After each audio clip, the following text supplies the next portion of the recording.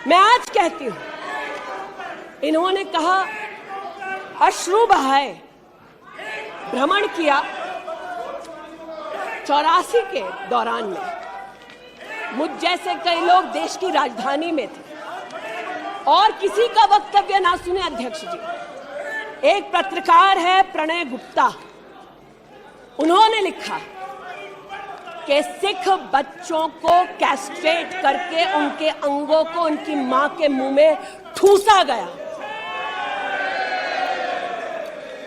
आज बोलती हूं, त्रिलोकपुरी में 30 औरतों को इकट्ठा करके चीला गांव में ले जाकर उनका बलात्कार किया।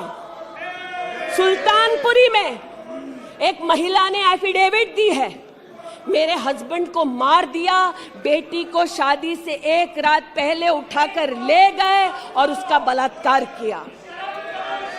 एक 45 साल की मां ने कहा सिख दंगों के दौरान कि ना सिर्फ मेरे पति को मारा, ना सिर्फ मुझे गैंगरेप किया, बल्कि मेरे सामने मेरे बेटे पर केरोसिन छिड़ककर उसको आग लगा दी गई। और आज भारत की बात करते हैं, कहते हैं कि कश्मीर से कन्याकुमारी तक 130 दिन चल रहे थे।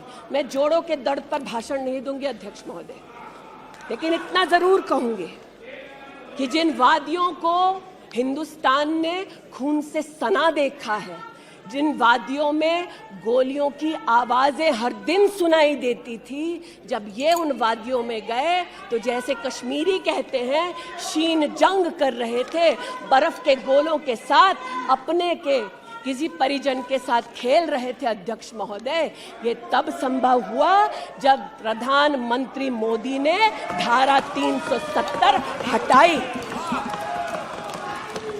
आज इस सदन में उल्लेख हुआ है कि ये गए हैं, I have been to Manipur, you might have not been. आज इस सदन में उल्लेख हुआ है कि ये यात्रा में गए और यात्रा में क्या आश्वासन दिया कि अगर इनका बस चले तो धारा 370 ये पुनः स्थापित कर दे। धारा 370 की वजह से कश्मीर की बेटियों को दहेज के लिए अगर प्रताड़ित किया जाता था तो वहां की बेटियों के पास कानून का सहारा नहीं था, क्योंकि इन्होंने धारा 370 लगाई। कश्मीर में अगर बेटियां प्रदेश के बाहर ब्याही जाती थी तो उनके पैतृक संपत्ति पर उनका अधिकार समाप्त हो जाता था, क्योंकि इन्होंने धारा 370 लगाई। कश्मीर में अगर 14 साल से कम उम्र की बच्ची का 18 साल से कम उम्र की बच्ची का ब्याह रचा दिया जाता था तो उसे कानून का संरक्षण नहीं मिलता था, क्योंकि इन्होंने धारा 370 लगाई। आज जो भग गए हैं सदन से, उनसे कहना चाहती हूं कि इस देश में ना धारा 370 लौटेगी, इस देश में कभी भी पंडितों को रलिव सलिव गलिव का धमकी कोई देने वाले बचेगा नहीं।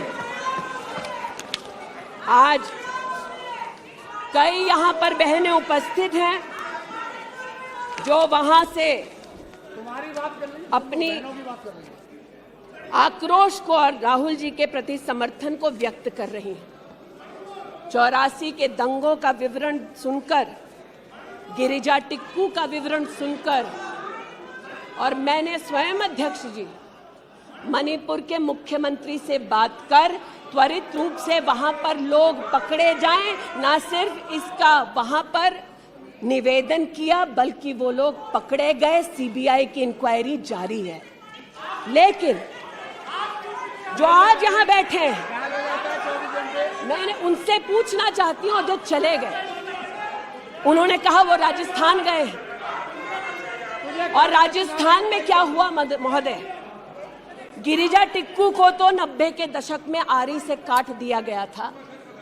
भीलवाड़ा में 14 साल की लड़की के साथ सामूहिक बलात्कार होता है। इस सदन से 2 महिला एमपीज उस परिवार से मिलती हैं। बच्ची जब जिंदा थी गैंगरेप के बाद महोदय, उसे काटा जाता है, फिर उसे भट्टी में डाल दिया जाता है। ये इन महिला सांसदों का वक्तव्य है कि जिस बच्ची को 14 साल की उम्र में जब जीवित थी गैंगरेप के बाद भीलवाड़ा राजस्थान में काटा गया, जलाने के लिए फेंका गया, उसका मात्र एक हाथ भट्टी के बाहर छूट गया था। मैं आज पूछना चाहती हूं अध्यक्ष महोदय, ये आज जो जोर जोर से चिल्ला रहे हैं, न्याय की गुहार इन्होंने तब नहीं लगाई जब 60 साल की एक महिला का पश्चिम बंगाल में उसकी नाती के सामने गैंगरेप हुआ।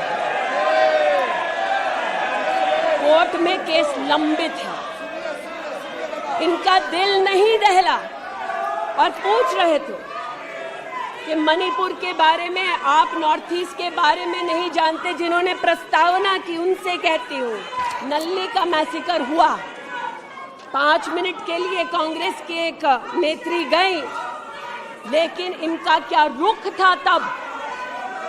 2012 में तरुण गोगोई जी ने स्वयं वक्तव्य दिया है कि दंगे हो रहे हैं, लेकिन कांग्रेस की केंद्र की सरकार ना ट्रूप्स दे रही है, ना इंटेलिजेंस दे रही है। कोकराझार की बात करते हैं, ये मेरा वक्तव्य नहीं है, तब के कांग्रेस के मुख्यमंत्री तरुण गोगोई का वक्तव्य है। कोकराझार में हिंसा होती है, धुबड़ी में 3-3 महीने कर्फ्यू रहता है। आज महोदय जो लोकतंत्र की दुहाई दे चुके हैं, हम बार बार इस सदन में बार बार इमरजेंसी की गाथा को याद करते हैं। इस सदन में हम लोग बार बार उन नेताओं को, उन सामाजिक संस्थाओं को, उन मीडिया के बंधुओं को, उनकी प्रिंटिंग प्रेस कैसे जबरन बंद कर गई, उसको, इस पर विस्तृत चर्चा होती है।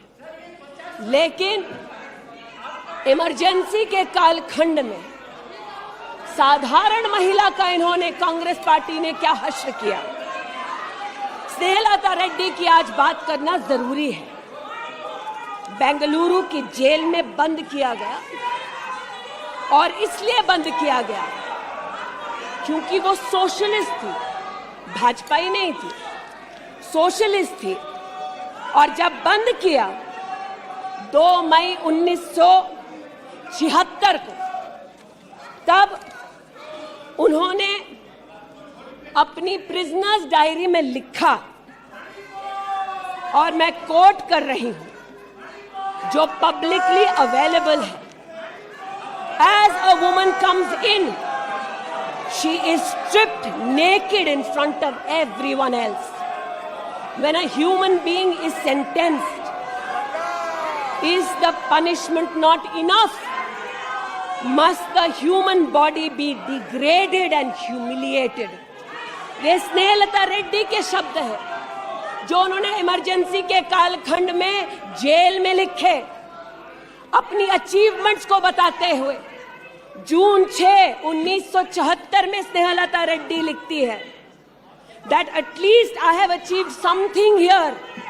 I have stopped the horrible beatings the women prisoners used to get. ये कांग्रेस का इतिहास है, और ये भारत की बात करते हैं।